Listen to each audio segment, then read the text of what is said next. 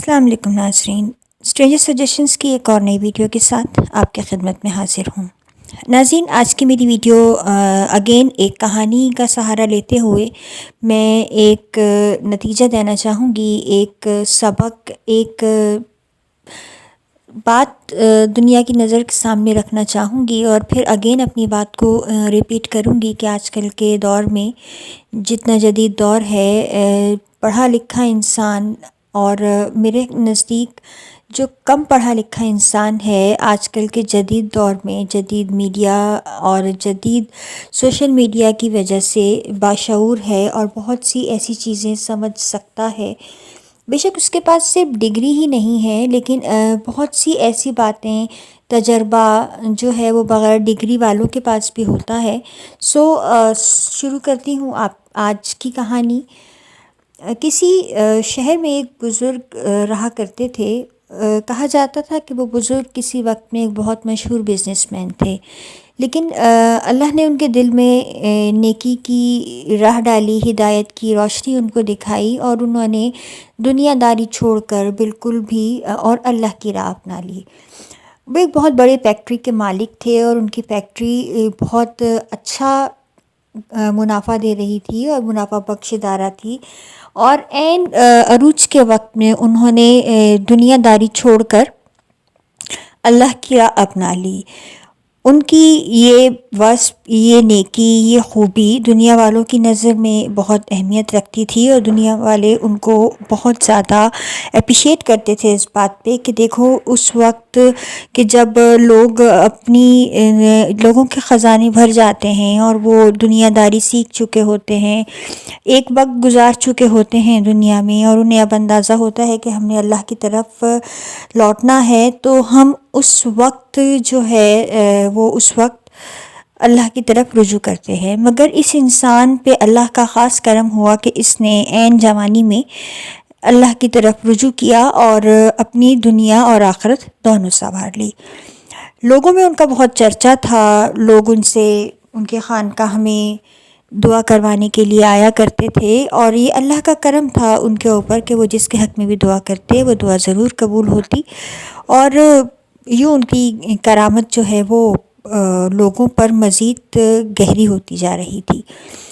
انہوں نے اپنی زندگی میں بے انتہا حج اور عمرے بھی کیے تھے، اور وہ حاجی بابا کے نام سے معروف تھے۔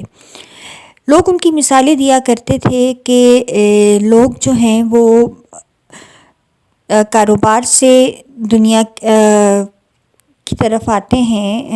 ایک عرصے بعد، لیکن یہ دیکھو ایسی جوانی کی عبادت کا مزہ ہی الگ ہے، اور ان کے نقش قدم پر چلنے کے لیے لوگ اپنے بچوں کو بھی ترغیب دیا کرتے تھے کہ دیکھو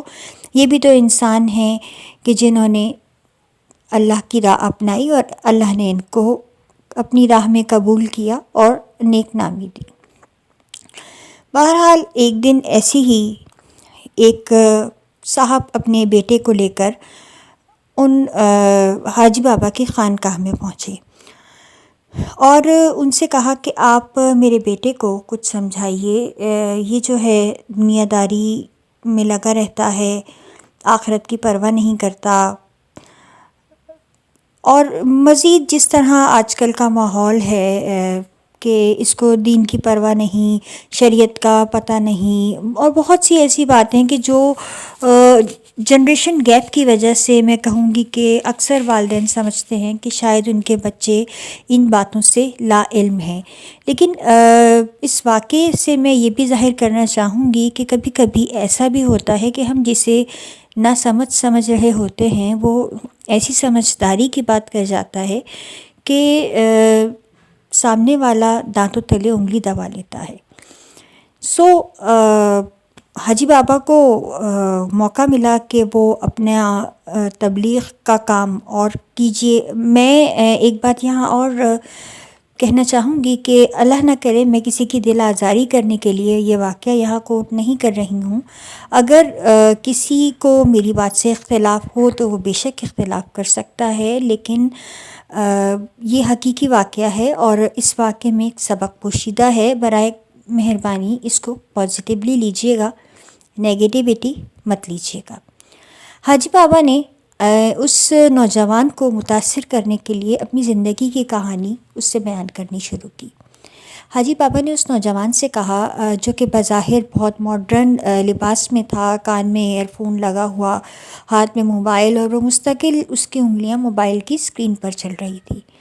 حاجی بابا سمجھ گئے کہ یہ آج کے دور کا نوجوان ہے اور اس کا انٹرسٹ دین سے کم اور دنیا سے زیادہ ہے۔ انہوں نے سوچا کہ میں کیوں نہ اپنی زندگی تبدیل ہونے کا واقعہ اس کو سناؤں، جس کو سننے کے بعد اس کے اندر بھی شاید وہ تڑپ، وہ جذبہ پیدا ہو۔ یہ واقعہ آج سے پہلے حاجی صاحب نے کبھی محفل میں شیئر نہیں کیا تھا کہ آخر کیا وجہ ہوئی کہ انہوں نے دنیا چھوڑ کر آخرت کو اپنا لیا۔ بہرحال انہوں نے آج سوچا کہ آج میں اس نوجوان کی زندگی کو بدلنے کے لیے، اسے دنیا سے دور کر کے دین کی طرف راغب کرنے کے لیے یہ واقعہ سناتا ہوں۔ انہوں نے کہنا شروع کیا کہ اے نوجوان، تم جانتے ہو کہ میں نے یہ راستہ کس طرح اپنایا؟ نوجوان نے صرف اتنا کہا کہ جی نہیں، میں نہیں جانتا، اور خاموش ہو گیا اور دوبارہ اپنے کام میں مشغول ہو گیا۔ اب حاجی بابا نے کہنا شروع کیا کہ 30-32 سال کی عمر تک میں ایک کامیاب بزنس مین تھا، میں جدی پشتی امیر تھا، اور میرے ماں باپ سرمایہ دار تھے۔ مجھے باپ کی طرف سے فیکٹری ورثے میں ملی تھی، سو مجھے دنیا میں کسی شے کی کمی نہ تھی، دولت میرے گھر کی باندھی تھی۔ لیکن مجھے شروع سے ہی محنت کرنے کی عادت تھی، اور میں اپنے کام کو پابندی سے کیا کرتا تھا۔ میں روزانہ پابندی سے آفس جاتا، پابندی سے جا کر اپنے ورکرز کا حساب کتاب رکھتا، اپنے فیکٹری کے سارے معاملات میں خود دیکھتا۔ میں اپنے فیکٹری کے معاملات پر کسی بھی ملازم پر حد سے زیادہ بھروسہ نہیں کرتا تھا، کیونکہ میں نے اپنے والد صاحب سے یہی سیکھا تھا کہ اگر زندگی میں کامیاب ہونا ہے تو اپنی صلاحیتوں پر بھروسہ کرو۔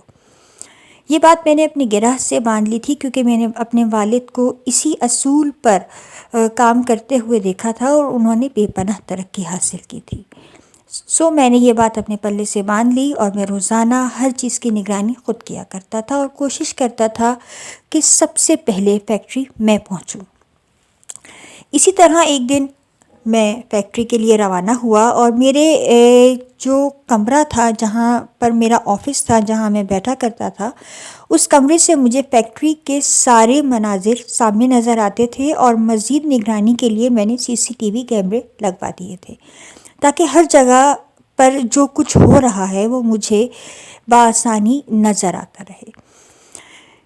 ایک کیمرہ میں نے گودام میں لگوایا، ایک کیمرہ میں نے جہاں میرے ورکرز پروڈکشن کرتے تھے وہاں لگوایا، ایک جہاں پیکنگ ہوتی تھی۔ غرض کے ہر شعبے میں، مین گیٹ پہ، گیلری میں، کینٹین میں، ہر جگہ میں نے کیمرے نصب کروا دیے تھے، اور ان سب کا مانیٹرنگ جو تھا وہ میرے پاس تھا۔ میں اپنے کمرے میں بیٹھ کر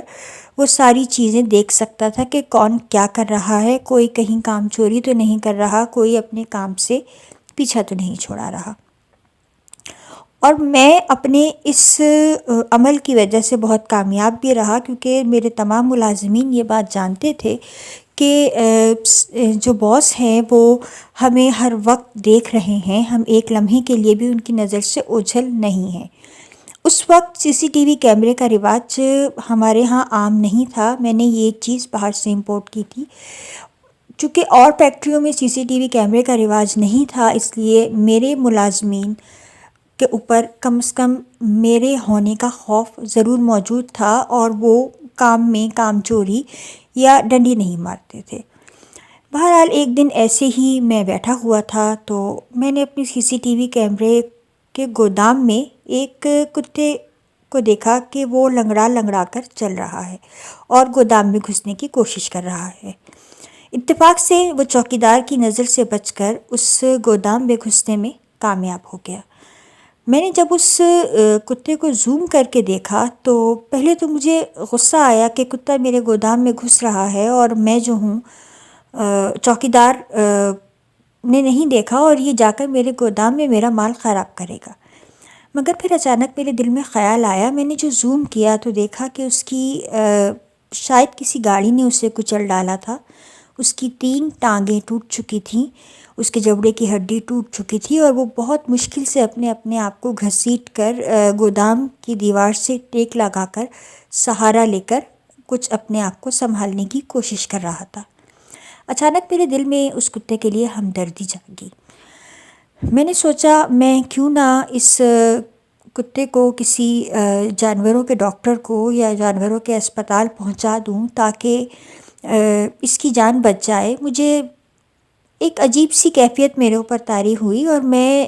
اس کتے کو دیکھنے لگا۔ ابھی میں یہ سوچ ہی رہا تھا کہ اچانک میرے اندر ایک اور سوال نے سر اٹھایا۔ میں اکثر یہ سنا کرتا تھا کہ اللہ جس کو جہاں چاہتا ہے رزق دیتا ہے۔ آج میرے اندر شاید شیطان نے یہ سوال میرے سامنے لا کر کھڑا کر دیا کہ اگر تمہارا اللہ ہر ایک کو رزق دیتا ہے تو اللہ اس کتے کے رزق کا بھی انتظام کرے گا۔ یہ سوچ کر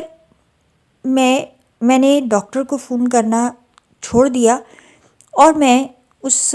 کتے کو دیکھنے لگا۔ صبح سے شام ہو گئی، وہ کتا ایسے ہی بھوکا پیاسا اپنی جگہ پر پڑا تھا اور میں اس انتظار میں تھا کہ قدرت اس کے کھانے کا انتظام کیسے کرتی ہے۔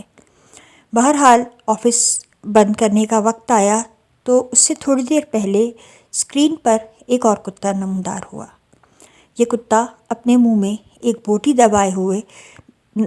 چھپتا چھپاتا، چوکیدار کی نظروں سے بچتا بچاتا گودام کے اسی حصے میں پہنچا جہاں وہ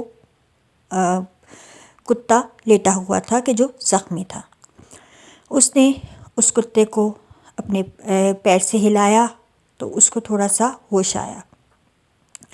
اس صحت مند کتے نے وہ بوٹی یا گوشت کا ٹکڑا اس زخمی کتے کے منہ میں ڈالنے کی کوشش کی، لیکن چونکہ اس کا جبڑا ٹوٹا ہوا تھا اور وہ منہ کو ہلانے کی پوزیشن میں بھی نہیں تھا، سو اس نے وہ بوٹی کا ٹکڑا اس کے منہ سے ایسے ہی گر گیا۔ اب یہ اس کتے کا صحت مند کتے کا امتحان تھا کہ وہ اس بوٹی کا ٹکڑا یا وہ غذا اس بیمار کتے کے پیٹ میں کیسے پہنچائے۔ اس کتے نے صحت مند کتے نے وہ بوٹی یا وہ غذا کا ٹکڑا اپنے منہ میں اچھی طرح چبایا۔ جب وہ بالکل نگلنے کے قابل ہو گیا تو وہ اس نے اپنے زخمی کتے کے منہ میں ڈال دیا۔ اس نے وہ اس کو نگل لیا۔ اب کھانا تو اس زخمی کتے کے پیٹ میں پہنچ چکا تھا، لیکن اب بات تھی پانی کی کہ اس کو پانی کیسے پلایا جائے۔ اور پھر اچانک جو کچھ ہوا وہ میرے لیے بہت زیادہ حیرت انگیز تھا۔ وہ صحت مند کتا گیا اور قریبی کہیں پانی کے نل سے اس نے اپنی دم کو گیلا کیا اور دم کو گیلا کرنے کے بعد وہ اس زخمی کتے کے پاس آیا اور زخمی کتے کے پاس آنے کے بعد اس نے وہ اپنی گیلی جو دم تھی وہ زخمی کتے کے منہ میں دے دی۔ زخمی کتے نے وہ چوسی اور اس کے بعد اس کو تھوڑی تقویت حاصل ہوئی۔ اس کے بعد وہ صحت مند کتا وہاں سے چلا گیا۔ اب میرے دماغ میں ایک ہلچل مچ گئی۔ اگلے دن پھر جب میں آفس آیا، میں نے کیمرہ آن کیا تو میرا فوکس وہی کتا تھا۔ میں نے یہ بات نوٹس کی کہ دن میں 3 دفعہ وہ صحت مند کتا چھپتا چھپاتا، نظریں بچاتا اس زخمی کتے کے پاس آتا، اسے کھانا کھلاتا، اس کو پانی دیتا اور اس کے بعد وہاں سے خاموشی سے چلا جاتا۔ مجھے حیرت تھی کہ چوکیدار جو کہ ہر آنے جانے والے پر نظر رکھتا ہے، وہ اس زخمی کتے کو کیسے نہیں دیکھ پا رہا تھا۔ 1 ہفتہ اسی طرح گزر گیا اور ایک دن وہ بھی آیا کہ جب وہ زخمی کتا اپنے پیروں پر کھڑا ہو کر وہاں سے خود چلا گیا۔ زخمی کتے اور صحت مند کتے کو ساتھ جاتے دیکھ کر میرے اندر کسی چیز نے مجھے جھنجھوڑ دیا اور اس نے مجھے کہا کہ تو نے سوال کیا تھا نا کہ پروردگار ہر انسان کو رزق، ہر جاندار کو رزق پہنچانے کا ذمہ دار ہے، تو دیکھ اس نے اس کتے کو تیرے چوکیدار کے پہرے میں بھی کیسے رزق پہنچایا۔ یہ بات سوچ کر میرے رونگٹے کھڑے ہو گئے۔ میں نے سوچا کہ یہ دنیا داری اور یہ ساری چیزیں بیکار ہیں۔ میں نے اپنے بھائی کو بلایا، اپنا پورا کاروبار اپنے بھائی کے حوالے کیا اور کہا کہ اس سے میرے گھر کے اخراجات نکال کے لوگوں کو دینا، میرے گھر والوں کو دینا، اور میں اللہ کی راہ میں اپنے آپ کو تبلیغ کے لیے جا رہا ہوں، کیونکہ میں یہ بات سمجھ چکا ہوں کہ اللہ بہترین رزق دینے والا ہے، اور اللہ نے جب اس لاچار کتے کے رزق کا انتظام کر دیا تو میں، جو کہ اس کی عبادت بھی نہیں کرتا تھا، میں تو اللہ کی عبادت کرنے، اللہ کو تلاش کرنے کی راہ پر جا رہا ہوں، تو اللہ میرے لیے رزق میں آسانی ضرور پیدا کرے گا۔ اس کے بھائی، اس کے باپ، اس کی فیملی نے اس کو بہت سمجھایا کہ آپ کے ہاں آپ کی سپرویژن میں 500-600 ورکرز کام کر رہے ہیں اور آپ ان سے بہترین کام لے رہے ہیں، آپ کا کاروبار اس ٹائم عروج پر جا رہا ہے، کئی گھروں کے چولہے آپ کی وجہ سے جل رہے ہیں، اور آپ نے اگر کاروبار چھوڑ دیا تو ہو سکتا ہے کہ آنے والا اس طرح سے آپ کے کاروبار کو نہ چلا سکے جس طرح آپ یہ کاروبار چلا رہے ہیں۔ لیکن میرے دل میں اللہ نے ہدایت کی شمع روشن کر دی تھی، سو میں نے ان سب چیزوں کو ایک طرف رکھا اور میں نے اپنا ایک خالی مکان کو خانقاہ بنا لیا۔ میں وہاں روز وہیں رہتا، وہیں سوتا، وہیں کھاتا، وہیں پیتا اور اللہ کی عبادت کرتا۔ میری ضروری اس وقت سے لے کے آج تک اللہ نے کوئی ایسا دن نہ گزرا کہ جب مجھے بھوکا سلایا ہو۔ میری تمام ضرورتیں اللہ بیٹھے بٹھائے پوری کر دیتا ہے۔ یہ بات سننے کے بعد وہ نوجوان جو کان میں ایئر فون لگائے اپنے موبائل اسکرین پر مصروف تھا، اس نے اچانک سے موبائل فون کو ایک سائڈ پہ رکھا اور کان سے ایئر فون نکال کر ان کی طرف متوجہ ہوا۔ اب حاجی صاحب کو اس چیز کا احساس ہوا کہ شاید میری کہانی نے اس پر اثر کیا، میری سچی کہانی، میری آپ بیتی اس نوجوان کے دل پر گھر کر گئی، اور اب یہ بھی اللہ کے دین کی طرف راغب ہونے لگا ہے۔ اس نوجوان نے حاجی صاحب سے کہا، حاجی صاحب اگر آپ کو برا نہ لگے تو میں آپ سے ایک سوال کروں۔ حاجی صاحب کے ذہن میں یہی بات تھی کہ یہ نوجوان مجھ سے دین کے بارے میں کوئی سوال کرے گا اور میں اس کو تسلی بخش جواب دینے کے بعد اس کے دل میں دین کی شمع روشن کر دوں گا۔ اس نوجوان نے حاجی صاحب سے پوچھا، حاجی صاحب آپ نے جو مجھے یہ کہانی سنائی اس میں 2 کردار تھے، آپ اس بات سے اتفاق کرتے ہیں؟ حاجی صاحب نے کہا، ہاں بالکل 2 کردار تھے، ایک وہ کردار کہ جو بیمار تھا، لاچار تھا، اور ایک وہ کردار کہ جو صحت مند تھا۔ نوجوان نے دوبارہ کہنا شروع کیا، آپ نے شروع میں کہا تھا کہ آپ کے والد صاحب نے کہا تھا کہ اپنے کام کے لیے کسی اور پر بھروسہ مت کرو، اپنے قوت بازو پر جو کام تم کرو گے وہ بہترین کام ہوگا۔ حاجی صاحب کو اس سوال کی توقع نہ تھی، انہوں نے کہا، ہاں بالکل میرے والد نے مجھے یہی سکھایا کہ جو کام اپنے ہاتھ سے کرو گے وہ بہترین ہے۔ نوجوان نے مزید کہا کہ حاجی صاحب آپ اس کا مطلب سمجھتے ہیں؟ حاجی صاحب گڑبڑا گئے اور حیرت سے پوچھے کہ کیا مطلب؟ نوجوان نے کہا، آپ نے اس کہانی کا ایک رخ دیکھا، کہتے ہیں نا کہ یا تو گلاس آدھا بھرا ہوا ہوتا ہے یا آدھا خالی ہوتا ہے، یہ دیکھنے والے کا نظریہ ہے۔ آپ صاحب حیثیت تھے، آپ لوگوں کی مدد کر سکتے تھے، آپ چاہتے تو آپ کے نیچے جو 500-600 ورکرز کام کر رہے تھے آپ ان کی زندگی میں آسانیاں لا سکتے تھے، لیکن آپ نے اپنے آپ کو اس زخمی کتے کی جگہ رکھا کہ جس کی ضرورتیں اللہ پوری کر رہا تھا۔ بے شک وہ کتا زخمی تھا، اس ٹائم وہ ہلنے جلنے کی پوزیشن میں نہیں تھا، حرکت کرنے کی پوزیشن میں نہیں تھا، لیکن جیسے ہی اس کتے کے اندر اپنی توانائی واپس آئی وہ اپنے پیروں پر کھڑا ہو گیا اور اس نے اپنی وہ جگہ چھوڑ دی اور دوبارہ جا کر اپنے معمولاتی زندگی میں مشغول ہو گیا۔ آپ نے اس کہانی سے غلط نتیجہ نکالا۔ میں یہ نہیں کہتا کہ آپ نے 30 سال عبادت کر کے غلطی کی، لیکن آپ کی غلطی یہ ہے کہ آپ نے عبادت کے ساتھ ساتھ دنیا داری کو چھوڑ دیا۔ وہ کتا افضل تھا کہ جو صحت مند ہونے کے باوجود اپنے وقت اپنی زندگی میں سے، اپنے کام میں سے، یا جو بھی اس کی لائف ہے اس میں سے وقت نکال کر اس دوسرے کتے کی مدد کرنے آ رہا تھا، جو اس کتے کا پیٹ بھر رہا تھا، جو اس کو پانی پلا رہا تھا اور جو اس کی آ کر مزاج پرسی کر رہا تھا، کیونکہ وہ کتا صحت مند کتا دینے والا ہاتھ تھا اور مجبور اور زخمی کتا لینے والا ہاتھ تھا۔ لیکن جیسے ہی وہ زخمی کتا اپنے پیروں پر کھڑا ہوا، اس نے لینا بند کر دیا اور وہ اپنے پیروں پر کھڑا ہو گیا۔ آپ نے اپنی زندگی میں اپنے آپ کو اس زخمی کتے کی جگہ پر لا کر کھڑا کر دیا کہ واقعی رزق تو اللہ نے دینا ہے، لیکن اللہ یہ بھی کہتا ہے کہ اپنے ہاتھ پاؤں ہلاؤ اور اپنی ذات سے اگر کسی کو فائدہ ہوتا ہے تو اس کو فائدہ پہنچاؤ۔ نوجوان کی یہ بات سن کر حاجی صاحب کے چہرے کا رنگ اڑ گیا۔ آج ان کو احساس ہوا کہ واقعی عبادت اپنی جگہ، لیکن ان کی سپرویژن میں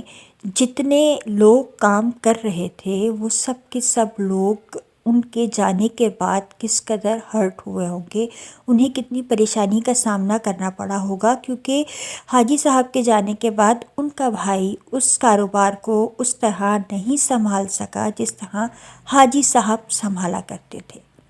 حاجی صاحب نے ایک دم سے دوبارہ ان کی زندگی نے پلٹا کھایا اور انہوں نے اپنے آفس کو دوبارہ جوائن کیا۔ آفس جوائن کرنے کے بعد انہوں نے اپنے جتنے بھی پرانے ملازمین تھے یا ان ملازمین کے بچے، کیونکہ وہ ملازمین جو اس عرصے میں اس دنیا سے جا چکے تھے، ان کے بچوں کو اپنی فیکٹری میں دوبارہ بلایا، دوبارہ جگہ دی، نئے سرے سے کام شروع کیا اور اپنے کام کو اسی مقام پر لے کر گئے، اور اللہ نے ان کو اس مرتبہ پہلے سے بھی زیادہ ترقی دی۔ ناظرین، کہانی کا مقصد صرف یہی ہے کہ میں ہرگز یہ کہنا نہیں چاہتی کہ اللہ تعالیٰ کی عبادت نہ کی جائے۔ اللہ تعالیٰ کی عبادت، اللہ تعالیٰ کا شکرانہ ادا کرنا واجب ہے، لیکن اس کے ساتھ ساتھ اس کی مخلوق کا بھی خیال رکھا جائے۔ حقوق اللہ کے ساتھ ساتھ حقوق العباد کا بھی خیال رکھا جائے۔ حاجی صاحب نے اب اپنے دفتر میں ہی ایک خانقاہ کا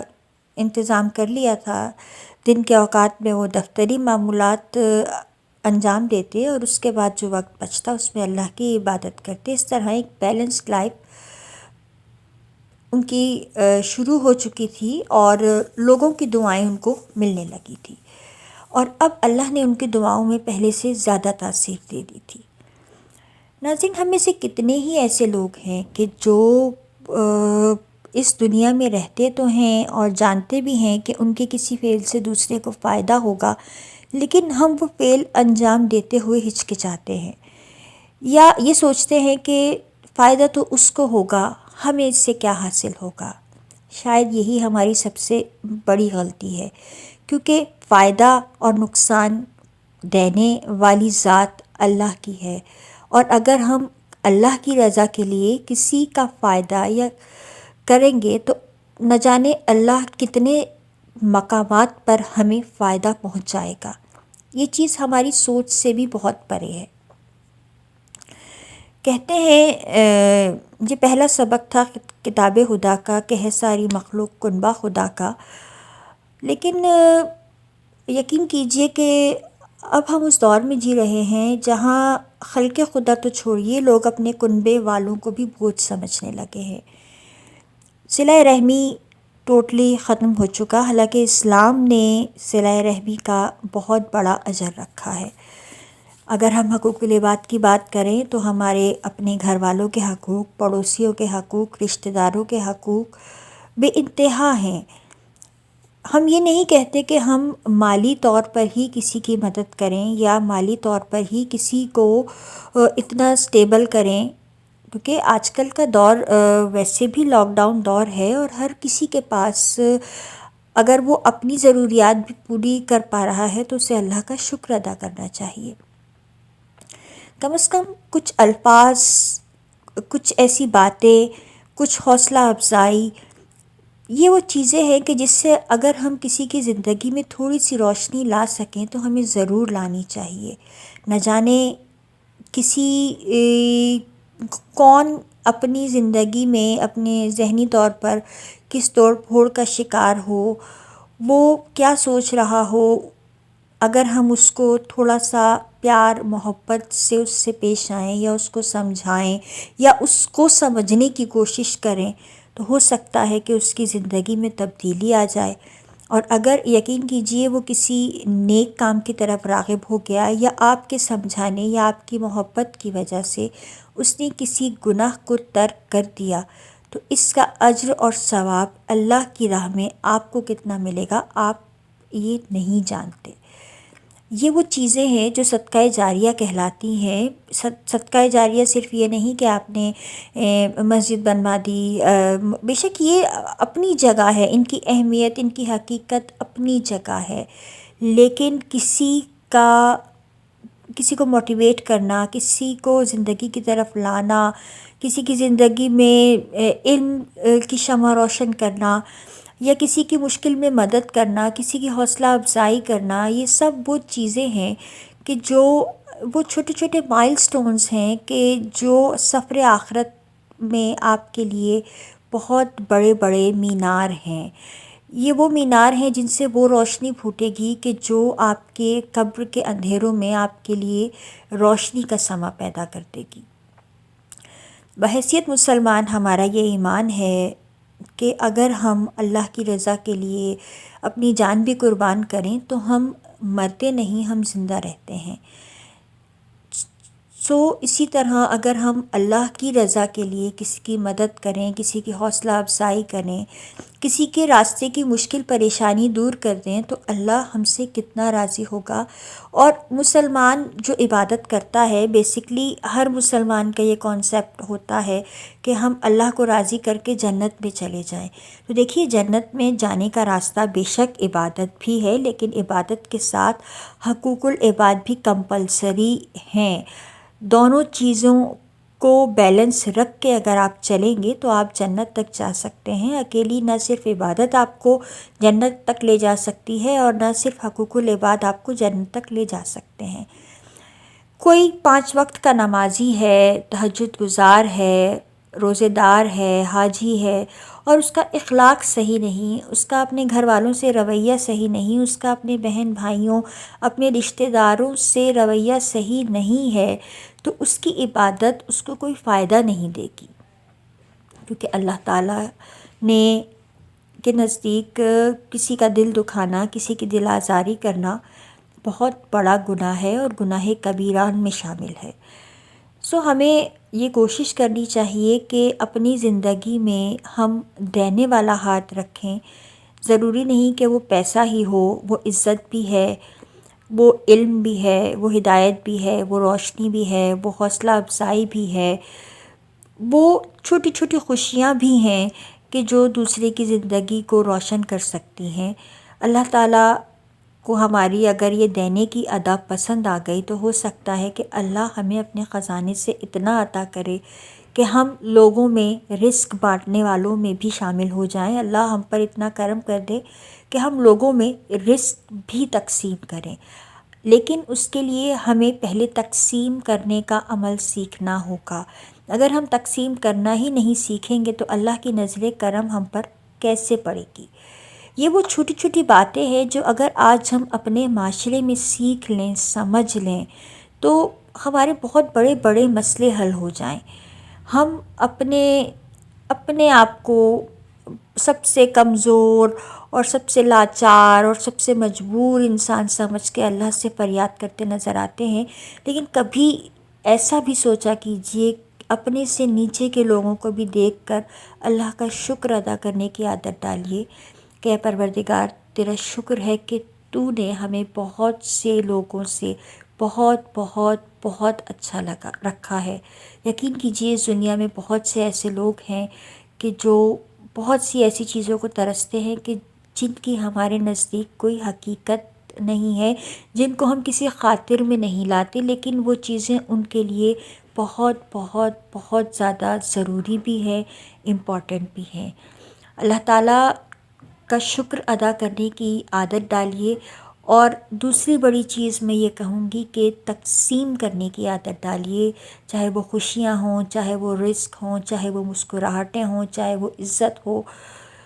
ہر چیز تقسیم کرنے کی عادت ڈالیے۔ یقین کیجئے کہ اللہ تعالیٰ آپ کو اتنا زیادہ نوازے گا کہ آپ سنبھالتے سنبھالتے تھک جائیں گے۔ اس امید کے ساتھ کہ شاید میری باتیں کسی 10 میں سے کسی ایک انسان کو بھی اگر سمجھ آ گئیں، اور اس ایک نے آگے شاید کسی 2 3 10 میں سے کسی ایک کو بھی سمجھا دی، تو شاید میری کوئی مشکل، کوئی پریشانی یا کوئی ایسی دعا حل ہو جائے کہ جو میں یہ بات سمجھانا چاہ رہی ہوں کہ ایک دوسرے کو محبت دیجیے، عزت دیجیے، اور تکبر نہ کیجیے، اور عزتیں تقسیم کیجیے۔ یقین کیجیے اگر آپ عزت دینا شروع کریں گے تو آپ کو دنیا کی نظر میں بھی عزت ملے گی، اور اللہ کی نظر میں بھی آپ کا تقویٰ اور آپ کی عبادت بہت باعث عزت ہوں گے۔ اس دعا کے ساتھ کہ اللہ تعالیٰ ہم سب کو مجھ سمیت ہم